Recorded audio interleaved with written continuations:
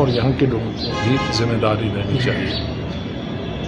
اور state hood سب سے پہلے اس میں بغیر کسی ولمب کے ٹائم ضائع کرنے کی اسٹیٹ ہوڈ اس کا انتظار نہیں کرنا چاہیے. الیکشن کبھی ہمیشہ الیکشن ریلیٹڈ ہوتے ہیں ملیٹنسی سے. ملیٹنسی کبھی بڑھ گئی تو الیکشن آگے چلتا ہے, ملیٹنسی کم ہو گئی تو الیکشن ہو جاتے ہیں. تو اس لیے اس کا انتظار نہیں کرنا چاہیے کہ پہلے الیکشن ہو اور پھر اسٹیٹ ہوڈ ہو, بلکہ کہا کہ اسٹیٹ ہوڈ اگر پہلے دیں تو اس کو ملیٹنسی ختم کرنے میں زیادہ مدد مل سکتی ہے, زیادہ لوگوں کا کوآپریشن مل سکتا ہے, زیادہ اقتصادی طور پر حالات ٹھیک ہو سکتے ہیں. تو یہ 4 دنوں کا میرا یہاں کشمیر کے ٹنگڈار سے لے کر اور اننت ناگ تک, کپوارہ سے لے کر اننت ناگ تک, ساؤتھ نارتھ اور سینٹر کشمیر کے عوام جو ملے ان کا تمام چیزیں یہ کہنا گا.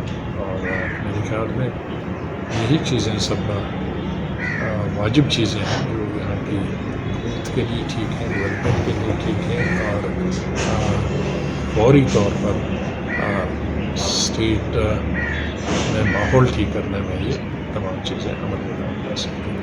Sir, do you think that the spate of killings, the civilian killings that are taking place, is as a result of police failure, intelligence failure? How do you see this? No, as I have said in the beginning, during my 4 days visit to Srinagar, where I had an opportunity to meet the leaders, workers of 11 districts, 10 districts of Kashmir Valley and 1 district of Ramban district. I think I met thousands of people, as many as 160, 170 delegation over a period of 2 days, and each day I spent about 10 to 12 hours. So it was of course an eye-opener, because a lot of people, and one thing is clear that everybody has condemned on this targeted killing and prison killings across the state, the Muslims, Hindus, Sikh or Kashmiri Pashtuns, and they are equally concerned like the rest, the people from this part of the country. But rather they are more concerned because they said the backlash will be in the Srinagar, not elsewhere in the country. So they are afraid of this backlash also, backlash of different types. So I think the entire way, one and all.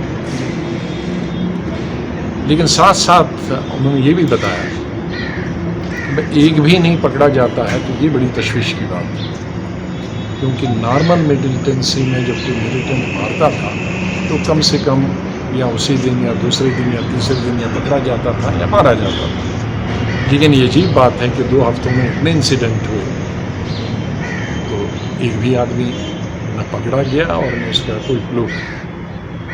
لیکن مذمت سب نے کیا, condemn سب نے کیا, اور یہ بھی کہا کہ اس کی وجہ سے کشمیر کے عوام بدنام ہوتے ہیں, اور جو ورکرز باہر کے ہیں جو ہماری مدد کرتے ہیں اقتصادی حالت کو بہتر بنانے کے لیے, یہاں کی سڑکیں بلڈنگ بنانے کے لیے, تو وہ اگر جب بھاگ جائیں گے تو ہم پہلے ہی پیچھے بہت چلے گئے ہیں تو اور پیچھے چلے جائیں گے. اس لیے کسی بھی باہر کے آدمی کو, اندر کے آدمی کو مارنے کی تو ہمیشہ مذمت کرتے ہی رہتے ہیں, چاہے وہ ہندو ہو, مسلمان ہو, سکھ ہو, عیسائی ہو.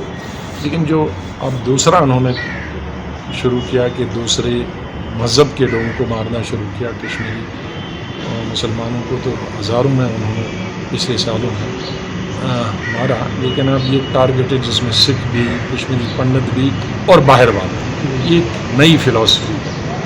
تو اس کی مذمت کی ہے سبھی لوگوں.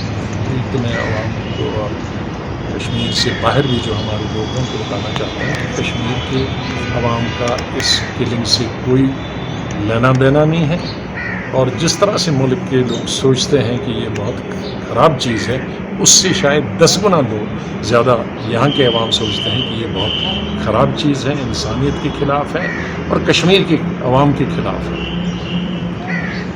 ڈیولپمنٹ کے بارے میں سب نے کہا کہ ڈیولپمنٹ صرف ٹیلی ویژن میں ہوگی, کوئی ڈیولپمنٹ نیچے نہیں, زمین پہ نہیں ہے. غریبی بہت بڑھ گئی ہے پہلے سے, اور کئی جگہ راشن نہیں پہنچتا. اور ایک چیز اور بتائی کہ مہنگائی جو ہے کمر توڑ ہے.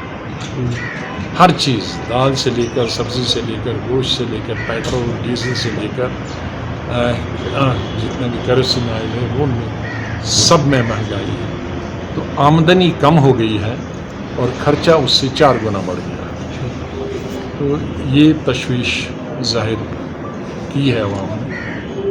اور الیکشنز کے بارے میں کہا ہے کہ جتنا فوری طور پر الیکشن ہوئے